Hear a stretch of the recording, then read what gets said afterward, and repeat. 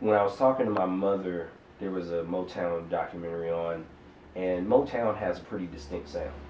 And I asked her, I said, was there ever a point where you kind of got bored with the music coming out? And she said, no. She was like, not until disco happened.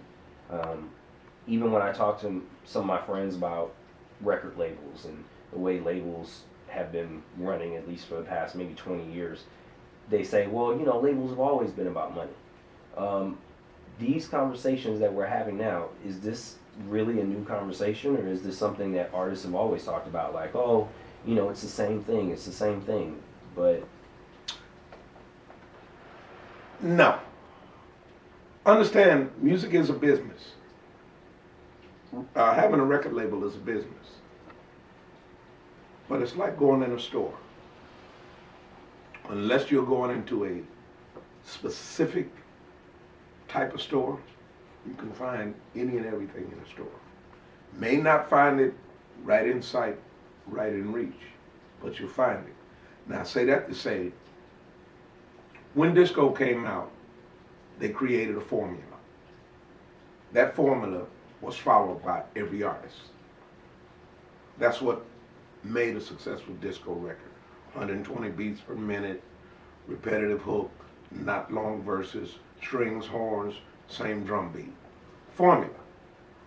Music was never like that before. Artists could be artists and have their own thing and still sell and still make millions. The Jacksons and Michael Jackson is by no stretch of the imagination the same as Elvis Presley. By no stretch of the imagination the same as Barbra Streisand. Aretha Franklin is different from Barbra Streisand. Both major selling artists. Phoebe Snow, whole different thing. Tiny Tim, whole different thing. The Beatles weren't like the Rolling Stones, major selling artists. So back in the day of traditional record labels, traditional radio, and artists became successful doing what they did best, not what a formula dictated them to do. They were individuals. Stylistics were not like the OJs. You know, so that's what happened. I mean, you listen to smooth jazz now, everybody sounds the same. And we call it a jazz, and there are no drums. They're drum machines. Which now means we've taken the African influences out of the music. Because the African influence is the drum.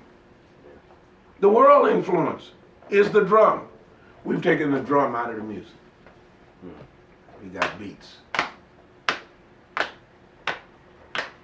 Well, that gives you another pulse on life. And that pulse is a pacemaker pulse. It's not a human pulse. Everybody's heart skips a beat at some point. But the pacemaker stays right there. That's what happened to me.